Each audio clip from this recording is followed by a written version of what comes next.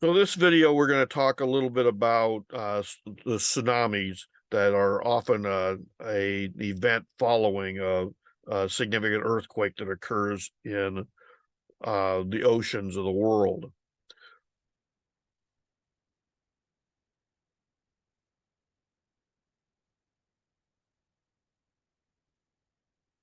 There are other lectures later in this series that talk more about the engineering related to tsunamis. Today, I'm just going to talk about some of the basic effects that occur during a tsunami event. Tsunamis can be devastating to coastal cities. Here's a picture taken of a city in Tohoku, Japan, 2011 earthquake and tsunami. As you can see, the tsunami wave has almost completely obliterated all the structures that were in that city. Obviously, there are some still standing, but these are relatively significant structures. As you can see, so many houses, so many small buildings have just been completely eliminated by the tsunami wave. The Tohoku earthquake was the one in Japan that impacted and flooded the Daiichi nuclear power plant.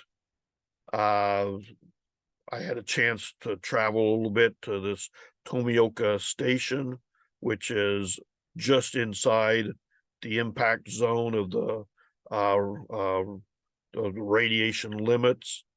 When you get to that train station, the entire town is just non-existent. Just been the lower level land next to the ocean has just been completely stripped clear of any structures. Another eventful tsunami occurred in Indonesia, magnitude 7.5, not that devastating of a large earthquake, just due to the effects of the geography of the site. We're going to see why the tsunami was even more devastating than might occur in a similar earthquake of a similar side occurring somewhere else. So this earthquake occurred about 78 kilometers north of Palu, Indonesia, 10-kilometer depth, so relatively shallow. You can see here some of the isoseismal recordings around that event. If we zoom in, here is the epicenter, a little bit on shore, but still enough ground movement to generate a tsunami. When you look at the isoseismals, you see that they just almost run right along this shore of the island, which I'm sure means that that's the primary fault where the earthquake occurred. Here is an inlet and a bay, the city of Palu at the base of that bay. Here's the satellite vision of that bay. One of the issues here, a tsunami wave gets generated up here by this ground movement. That energy moves the water down as it begins to come into this bay. Then the bay just begins to channel and funnel that energy right towards the city of Palu. Because of that, the city was almost devastated by not the original earthquake, but the tsunami that followed it. Later, we'll talk about some of the actual building code requirements that the United States has, but let me just quickly say these are 4 major tsunamis, which I think contributed largely to now the code requirements. The 1960 Great Chilean earthquake, followed very closely by the 1964 Good Friday earthquake. Then this 2004 Indian Ocean earthquake in Sumatra, Indonesia. and the 2011 Tohoku. As you can see, all of these are magnitudes 9 or larger.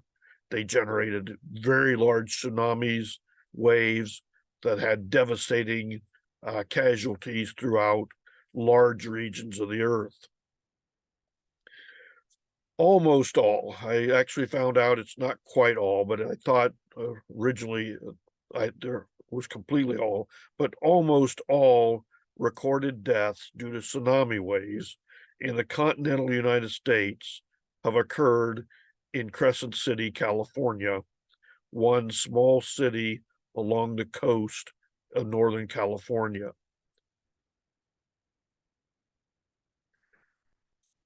Now that we have much better science related to tsunamis, we're beginning to see maps which can predict where that inundation may occur. I pulled a couple of maps out related to Santa Cruz as an example. If we blow up that map, we see the city of Santa Cruz. Here's the downtown. And here is the San Lorenzo River. As you can see, the pink indicates where that tsunami, where a future tsunami is likely to cover the ground. The potential damage of tsunami waves has been known for centuries, but building codes are just now beginning to be able to identify quantifiable items that we can do to reduce the chance of tsunami impacts, and more importantly, being able to map where it's likely to have a tsunami and where it's not. One thing to keep in mind as you're working in engineering is the density of the wave is much higher than the normal density of water. The American building industry has learned very much from overseas events.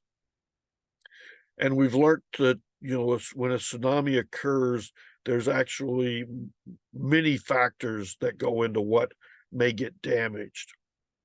There are hydrostatic forces simply due to the depth of the water.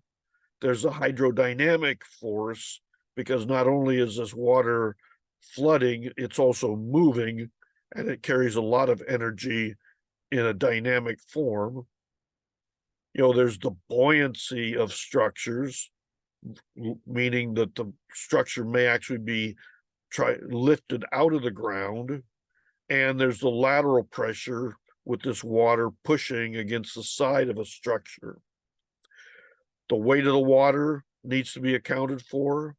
It's a rather odd phenomena, but sometimes the water that gets flooded into a building doesn't drain out very quickly, and the weight of that water needs to be supported by the gravity load system. And the other issue is the impact of debris. Sometimes this wave carries, oftentimes carries cars, sometimes carries ships and very heavy items that are going to hit against the side of a structure and cause an impact damage. Thank you.